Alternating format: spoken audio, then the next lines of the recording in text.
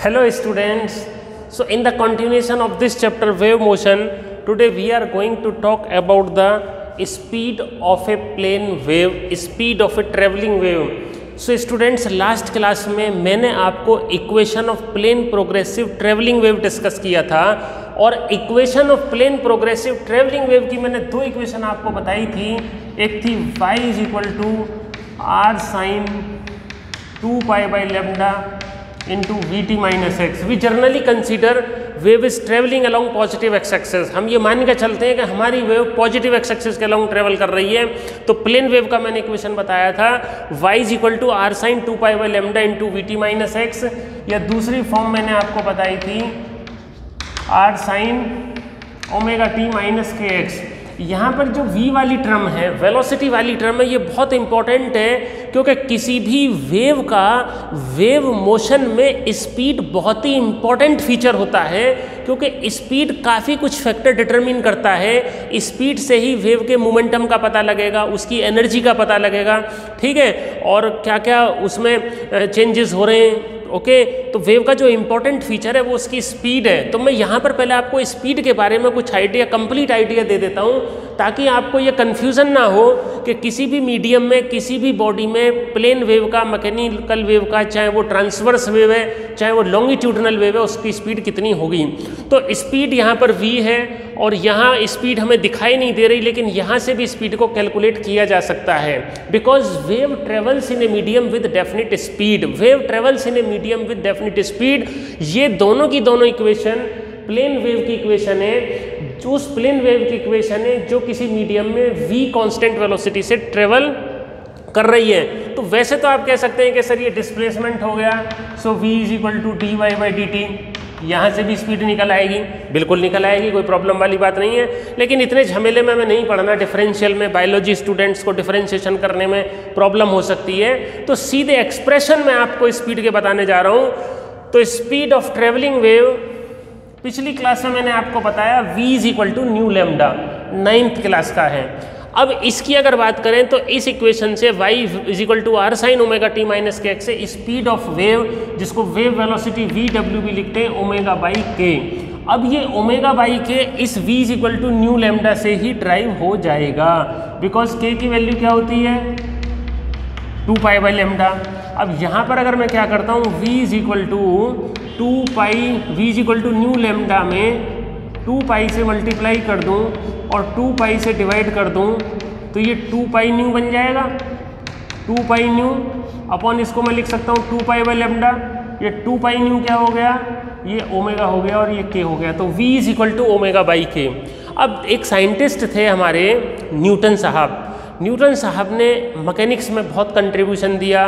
Newton's law of motion है, 3 laws of motion है, जिससे हमारी आधी फिजिक्स कंप्लीट हो जाती है क्लास 11 12 की।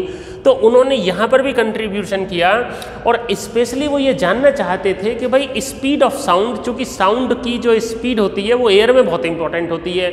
आप मेरे को सुन रहे हैं, ये भी speed of sound in air की वजह से सुन रहे हैं। आपके चारों तरफ की जो आवाज़ आप सुनते हैं, that is because of speed of sound in air की वजह से सुनते हैं। तो उसकी वैल्यू एग्जैक्ट तो आपको मालूम ही है, 320 to 340 मीटर पर सेकेंड के करीब होती है speed of sound in air.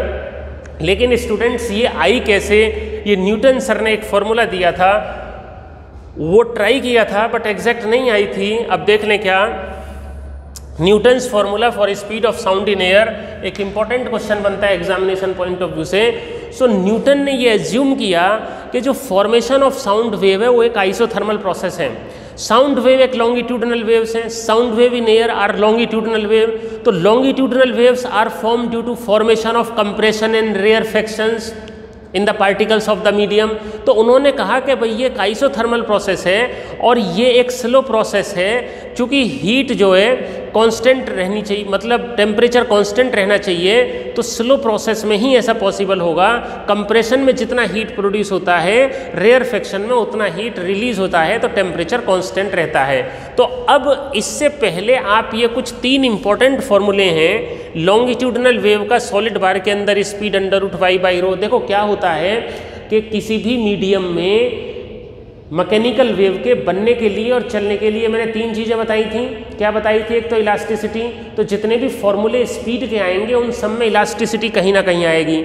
Inertia की property, minimum friction, uniform density. तो सॉलिड बार के अंदर लॉन्गिट्यूडनल वेव का velocity y by rho, y young modulus है बार का और रो उसके मटेरियल की डेंसिटी है। Speed of longitudinal wave in a fluid में under root b by rho, b bulk modulus है फ्लूइड का और रो फ्लूइड की डेंसिटी है।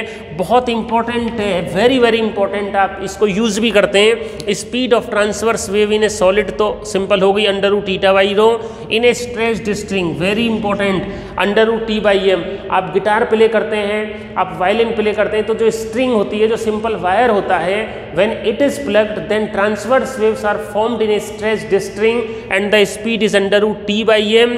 और ये meaning of symbols are very important.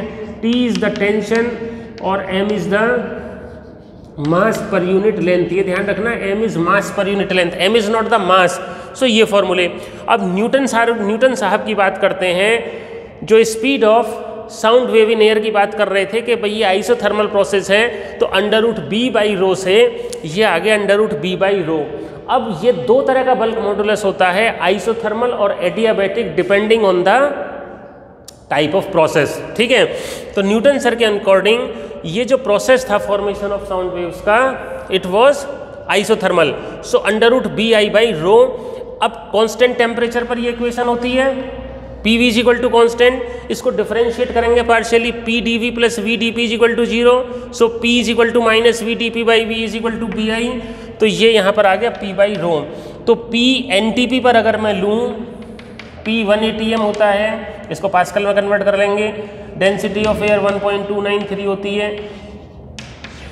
So speed निकल के आती है 280 मीटर पर सेकेंड। सो स्टूडेंट्स, ये जो स्पीड है 280 मीटर पर सेकेंड जो स्पीड है, ये एग्जैक्ट नहीं है। और एग्जैक्ट क्या, जो एग्जैक्ट स्पीड होती है उससे काफ़ी ज़्यादा ये डिफरेंट है। एग्जैक्ट स्पीड तो 320 टू 340 मीटर पर सेकेंड की रेंज में होती है। So there was an error in Newton's formula for speed of sound in air, और ये 16% का एरर था, जो कि बहुत ही ज़्यादा एरर था।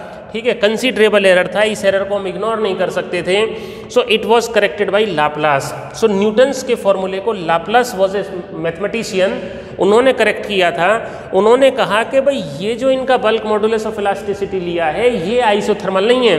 तो न्यूटन्स के फॉर्मूले को करेक्ट करने के लिए लाप्लास ने जो एजम्पशन लिया, उनका ये कहना था कि formation of sound waves in air is an adiabatic process, is an adiabatic process. तो यहाँ बी को ले लिया उन्होंने, बी। अब उन्होंने एडियाबैटिक क्यों कहा? उन्होंने एडियाबैटिक ये कहा कि साउंड वेव में जो फॉर्मेशन होता है कंप्रेशन और रेयरफेक्शन का, वो इतना रैपिड होता है, इतना फास्ट होता है कि हीट को एक्सचेंज करने का टाइम ही नहीं मिल पाता, तो वहाँ पर टेम्परेचर चेंज हो जाती है। सो उन्होंने अपने फॉर्मूले में लिया V is equal to under root b a by rho, और एडियाबैटिक की इक्वेशन क्या होती है? P v gamma is equal to constant. इसको अगर मैं करूँगा तो मेरा डिफरेंशिएट करके बी आई निकल के आएगा गामा पी, और बी ए सॉरी, तो इसको यहाँ पर लिखेंगे under root gamma P by rho, और गामा की वैल्यू 1.4 होती है। सो यहाँ से स्पीड का वैल्यू आ जाएगा 320 मीटर पर सेकेंड के आसपास। ये आप डिफरेंशिएशन कर सकते हैं, कोई प्रॉब्लम नहीं है, इसको डिफरेंशियल कर लेना और इस तरह से ये आ जाएगा। ठीक है, तो ये लाप्लास करेक्शन हो गया। अब यहाँ पर कुछ पॉइंट्स हैं जो मुझे आपको बता देने चाहिए कि स्पीड ऑफ साउंड किन किन फैक्टर्स पे डिपेंड करती है। स्पीड ऑफ साउंड किन किन फैक्टर्स पे डिपेंड करती है, उसके हिसाब से हम फिर इसको आगे करेंगे। ठीक है, तो स्पीड ऑफ साउंड की डिटेल में हम डिस्कस करते हैं। Factors affecting speed of sound in air.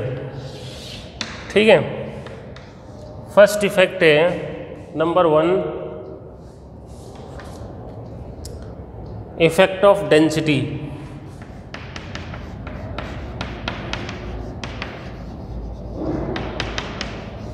Actual जो फॉर्मूला है V is equal to under root gamma P by rho. ठीक है, यहाँ से ये एग्जैक्ट फॉर्मूला है जो लाप्लास करेक्शन से निकल के आया। अब स्पीड का लाप्लास करेक्शन से निकल के आया v is equal to under root gamma P by rho. So तो इफेक्ट ऑफ डेंसिटी आप देख रहे हैं 1 अपॉन अंडर रूट रो, मतलब speed of sound in air is inversely proportional to the square root of density of a gas. जैसे मान लो hydrogen है और ऑक्सीजन है, तो किस में स्पीड ज़्यादा होगा? हाइड्रोजन में ज़्यादा होगा, क्योंकि हाइड्रोजन की डेंसिटी ऑक्सीजन की डेंसिटी से कम है, तो speed of sound in hydrogen will be greater. इसके बाद सेकंड आता है इफेक्ट ऑफ प्रेशर। ठीक है, देखो v is under root p. ठीक है, इफ टेम्परेचर, इसमें ये इंपॉर्टेंट है, if temperature is constant then v is also constant. ठीक है, speed, if temperature is constant speed does not depend on, speed does not depend on pressure. मतलब ये होता है, यहाँ से फॉर्मूले से तो आपको दिखाई दे रहा होगा कि स्पीड प्रेशर के स्क्वायर रूट के डायरेक्टली प्रोपोर्शनल है, लेकिन वो तभी प्रेशर के स्क्वायर रूट के डायरेक्टली प्रोपोर्शनल है जब हमारा टेम्परेचर चेंज हो रहा है। अगर टेम्परेचर कांस्टेंट हो जाए तो स्पीड प्रेशर पे डिपेंड नहीं करती, क्योंकि ideal gas equation PV is equal to RT। ठीक है, तो टेम्परेचर कांस्टेंट रहेगा तो प्रेशर भी कांस्टेंट रहेगा और स्पीड चेंज नहीं होगा। इसके बाद तीसरा थोड़ा सा इम्पोर्टेंट है effect of temperature, so under root T. ठीक है, effect of temperature under root T आ गया, और यहाँ से आप निकाल भी सकते हैं। मान लो दो टेम्परेचर मेरे पास हैं, एक V 0 डिग्री सेल्सियस है और एक VT है, तो under root 0 plus 273 upon T plus 273 आ जाएगा। इसको मैं सॉल्व करूँगा, VT इज इक्वल टू, ये हो जाएगा, इसको अगर उल्टा कर लेते हैं VT upon V naught is equal to, ये हो जाएगा 1 प्लस T अपॉन 273 की पावर 1/2। ठीक है, और ये V नॉट भी इधर आ गया, बायनोमियल थ्योरम से इसको मल्टीप्लाई कर लिया, सो VT माइनस V नॉट। इसको थोड़ा सा मैं फास्ट कर रहा हूँ, एक स्टेप एक्स्ट्रा ले लिया, 0.61 into T, 0.61 VT minus V naught by T। ठीक है, इज इक्वल टू, और V नॉट की वैल्यू अगर मैं क्या लिख लूँ, 320 लिख लेता हूँ, और इसको हम बोलते हैं अल्फा।